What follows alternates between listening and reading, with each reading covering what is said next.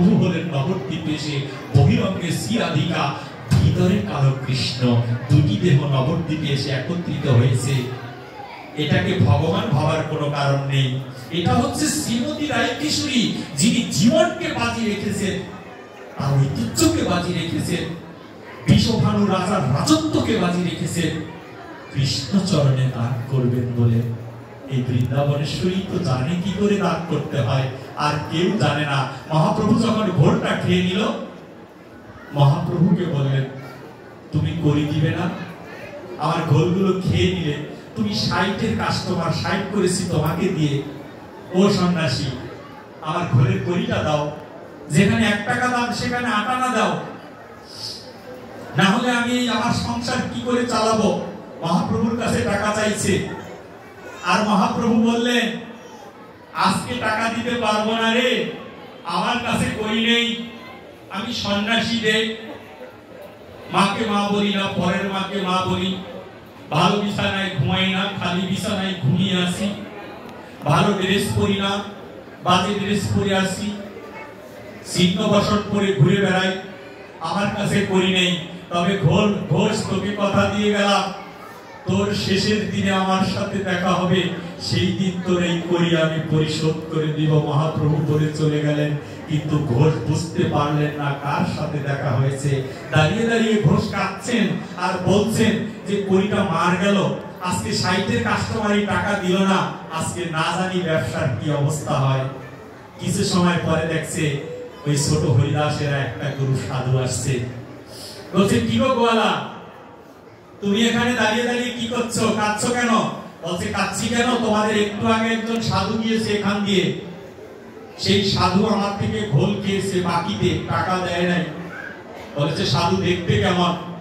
গোয়ালা বিবরণ দিচ্ছে, সুন্দর কপালে সুন্দর তিলক, সুন্দর নামাবলী গায়, 2 বাহু তুলে জিভের দাঁড়ে দাঁড়ে হরির নাম বিলায়। এইরকম তাকে দেখতে। তৎক্ষণাৎ চরণের মধ্যে ছোট হরিদাস করে ওই ঘোষের চরণে কাঁদে। ছোট হরিদাস বলছে, ওরে গোয়ালা, তুই তো সুকৃতিবান জীব রে গোয়ালা, তুই কাকে ঘোল পাঠ করিয়েছিস জানিস? বলেছে, আমার জানা দরকার নেই, আমার করি তো আমি খুঁজে পেলাম না, আমি কাকে পান করিয়েছি সেইটা দেখে আমার কোনো লাভ নেই। এই বলে ভারবাসটাকে ধরে কাঁধে নিচ্ছেন। ভারবাসটা যখন কাঁধে নিচ্ছেন তখন দেখে আর উঠাতে পারছেন না, একটা সাইড ধরে টেনে উঠাতে পারছেন না। সাধুকে বলছেন, এই দিকের ঘোলগুলো তো সব খেয়ে ফেলেছে, পাতিলটা তো ওয়েট কেন? পাতিলটাকে যখন টান দিলেন উঠাতে পারলেন না। সাধুরা সকলে মিলে টানছেন, তারপর পাতিলটাকে উঁচা করা গেল না। পাতিলের মুখটা খুলতেই দেখেন হীরে জহরত আর স্বর্ণের কোনো অভাব নেই, পাতিল তো ভরে রয়েছে। দেখো মাত্রই গোয়ালা ওই মাটিকে গড়াগড়ি দিয়ে কাঁদছেন, বলেছে, প্রভু তুমি এসেছিলে কিন্তু তোমায় চিনতে পারিনি, আরেকবার আমাকে কৃপা করো, এইবার আর মিস হবে না। বৈষ্ণব চিনতে বড় ভুল করে ফেলেছি, নাটক ফাটক দেখে যাকে তাকে বৈষ্ণব বলে কেঁদে বেড়াচ্ছি। যার মুখে ভাই হরি কথা নাই, তার মুখে কাছে তুমি যেও না। যার মুখ দেখে ভুলে যাবে হরি, তার মুখ পানে যেও না। যার মুখে হরি কথা নাই তার কাছেই যাওয়া নিষেধ, আর যার তার সাথে সঙ্গ করে আমরা ধ্বংস হয়ে যাচ্ছি। ছোট হরিদাস কেঁদে কেঁদে গোয়ালাকে ধরে আলিঙ্গন করে বলছে, ওরে গোয়ালা, ওই সাধু যাওয়ার সময় কি বলেছিল? বলেছে, শেষের দিনে তোর এই করি আমি শোধ করে দিব। তখন গোয়ালাকে বলেছিল, শেষের দিন মানে কখন বুঝে নিয়েছো? বলেছে, আমি বুঝতে পারিনি, কারণ আমি তো সাধু সঙ্গ করি না, সেজন্য আমি বুঝতে পারি নাই। বলেছে, শেষের দিন মানে যেই দিন তোমার দক্ষিণ স্কন্ধ থেকে 5টা বায়ু রূপে প্রাণ ও পাখি বেরিয়ে যাবে, প্রাণ অপান ব্যয় উদান সমান, এই 5টা বায়ু রূপে বিরাজ করছেন দক্ষিণ স্কন্ধে। এই প্রাণ ও পাখিটা যেদিন বেরিয়ে যাবে, এই জগতে ঘুরতে ঘুরতে আত্মা নামক এই পাখিটা যেই দিন ভব নদীর পার ঘাটায় গিয়ে দাঁড়াবে, সেই দিন আর কেউ না হলেও ওই রাধারানী নামক চৈতন্য মহাপ্রভু ভব নদীর পার ঘাটাতে দাঁড়িয়ে বলবে, একবার আমার নৌকায় ওঠ, আমি তোকে ভব নদী পার করে দিয়ে যাচ্ছি।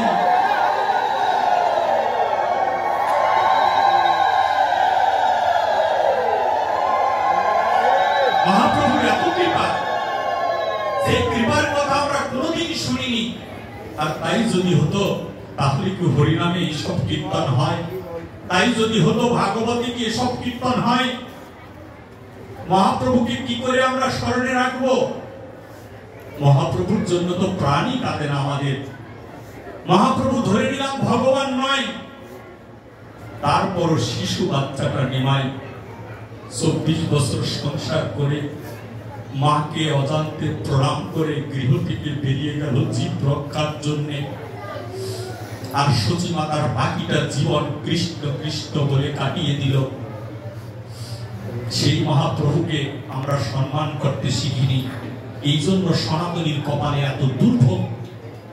তাকে সম্মান করতে শিখিনি, এই কৃপার কেউ করবে না। শ্রীধাম বৃন্দাবন মাঝে শ্রীমতী রাধারানী আমাদেরকে শিক্ষা দেয়, রাধারানী নিজে আচরণ করে এই জীবকে শিখাতে এসেছে। এটা আর কেউ নয়, এটা ভগবান নয়, এটা শ্রী রাধিকা। গভীর প্রেম, নিগড় ভালোবাসা, যে ভালোবাসার মধ্যে কোনো খাত থাকে না। আজকে আমরা যে যাকে প্রেম বলছি সেটা প্রেম নয়, এটা হচ্ছে কাম। ছেলে আর মেয়ে প্রেম করে, বলে প্রেম করছি কার সাথে? বলে পাশের বাড়ির ছেলেটার সাথে। এটা প্রেম নয়। জীবে জীবে করে প্রেম, তাকে বলি কাম। জীব পরমে করে প্রেম, ধরে প্রেম নাম। জীবের সাথে পরমের সাথে যেটা হয় সেটা হচ্ছে প্রেম, আর জীবের সাথে জীবের যেটা হয় সেটা প্রেম নয়। প্রেমের ডেফিনিশন রয়েছে, প্রেমের অর্থ রয়েছে। সনাতন গোস্বামী প্রেমের অর্থ দিয়েছেন। সনাতন গোস্বামী বলেছেন, অজস্র কারণ থাকা সত্ত্বেও যে সম্পর্ক ভেঙে যায় না তাকে প্রেম বলা হয়। এখন ছেলেমেয়েরা যে প্রেম করছে এটা অজস্র নয়, একটা কারণ থাকলেই ভেঙে যায়। ছেলেটা মেয়ের কাছে যায় একটা খারাপ উদ্দেশ্যে, উদ্দেশ্যটা পূরণ হলেই বলে তোমাকে আর বিয়ে করবো না, কাজ শেষ, সম্পর্কটা ভেঙে গেল। আর ভগবানের সাথে যে প্রেম, সেই প্রেমে ফল লাভ করা যায়। যে প্রেমটা আমাদের করার কথা, জীব পরমে করে প্রেম, ধরে প্রেম নাম। সেই জীব পরমের প্রেমটা কেমন? পরমকে আমি কোথায় পাবো? আপনি আমি জীব, পরমকে কোথায় পাবো? এই পরমকে পাবার অন্যতম পথ আমাদের কাছে নিতাই দান করেছেন। সেই পথের নাম হচ্ছে হরে কৃষ্ণ কৃষ্ণ কৃষ্ণ হরে হরে, হরে রাম রাম রাম হরে হরে। আজকে আপনাদেরকে ভাগবতের মাধ্যমে বলে দিয়ে যাচ্ছি, যদি কেউ মাংস খান বেশি করে কৃষ্ণ নাম করেন, যদি কেউ মাছ খান বেশি করে কৃষ্ণ নাম করেন, পরনারী সঙ্গ করছেন বেশি করে কৃষ্ণ নাম করেন, সিগারেট খাচ্ছেন বেশি করে কৃষ্ণ নাম করেন, করতে করতে একদিন না একদিন কৃষ্ণ নামে আপনাকে কৃপা করবে। আগে ছাড়বেন পরে কৃষ্ণ নাম করবেন, এটাই জীবনে নাও হতে পারে। আগে কৃষ্ণ নাম ধরেন, ওই নাম আপনাকে টেনে টেনে ভগবানের চরণে আশ্রয় করে দিবে। আমি ফিলিপকে বলতে পারি, আগে নামটা ধরুন না। বলছে বাবা আজকে তুলসীর মালা দিব, এই যে 3 পেজের তুলসীর মালা দিব, তাই আজকে তো উল্টা পাল্টা হয়ে গেছে, আমি তা উল্টা পাল্টা খাই, তো এই অবস্থায় কি তুলসীর মালা দেওয়া যাবে? আরে বাবা, তুলসী হচ্ছে কৃষ্ণ প্রেয়সী।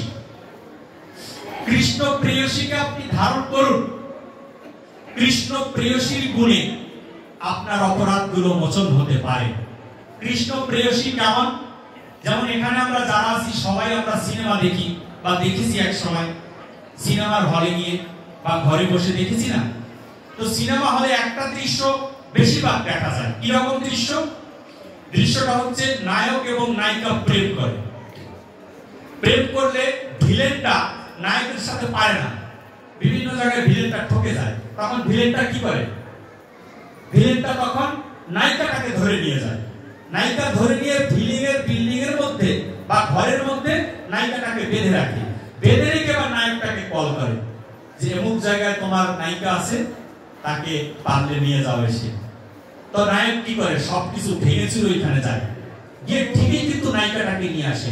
তদ্রূপ বৃন্দাদেবী তুলসী বৃক্ষ যেহেতু কৃষ্ণের প্রেয়সী, সেহেতু এই প্রেয়সীকে যদি আপনি গলায় ধারণ করেন, তাহলে আপনার আমার খোঁজে নয়, এই প্রেয়সীর খোঁজে একদিন না একদিন পরমেশ্বর ভগবান শ্রীকৃষ্ণ আপনার গৃহে এসে বলতে পারে, একবার বদনে হরি বলে ডাক, তোকে কৃপা করে দিয়ে যাবে।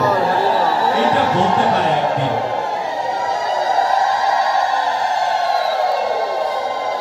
এখন মালা ধরার মতো দিন, বলছে মালা দিব তার দিন আছে, বলছে কি একাদশী থাকবো, এটা ভূমি একাদশী থেকে থাকতে হয়, অন্য একাদশী থেকে নাকি করা যাবে না। এখন ভূমি একাদশী আরো 6 মাস পরে, তাহলে এই 6 মাসে 12টা একাদশী আপনার কপালে জুটলো না।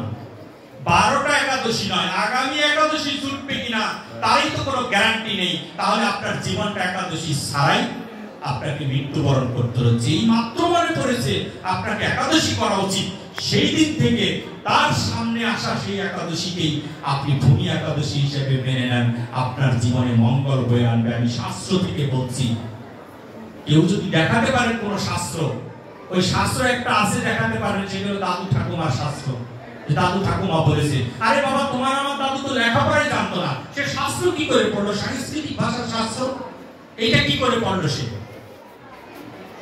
আজকে কত ধরনের লেটেস্ট পদ্ধতিতে নিয়ম কানুন করা হয়। আমার একটি স্বভাব আছে, যখন সময় পাই, কাজ না থাকে বা আমিও ফ্রি থাকি, পাঠ না থাকে, এই সময়টা খুব কম হয় বছরে, সেই দিনটায় মাঝে মধ্যে না বলে চলেই বিভিন্ন সনাতনীদের ঘরে যায়। কেন? আমাকে ডাকে না, আমার লজ্জা হয় না।